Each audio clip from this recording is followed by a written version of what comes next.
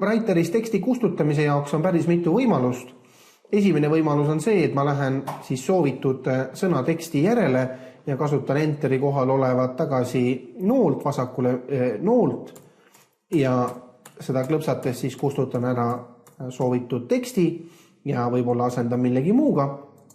Teine võimalus on see, et te klõpsate selle kursori vilkuma selle sõna ette, mida te soovite kustutada ja seejärel kasutate delete klahvi, mis kindlasti on klaviatuuril olemas, delete klahv. Ja selle klahvi omadus on see, et tekstiprogrammis, nii Writeris kui ka Wordis, ta näete klõpsamisel, vajutamisel kustutab enda sisse. Ehk siis see kursor nii-öelda on paigal ja ta tõmbab teksti enda sisse. Samas kui Enteri kohal olev tagasinool kustutab ka, näete, aga ka kursor liigub samas suunas.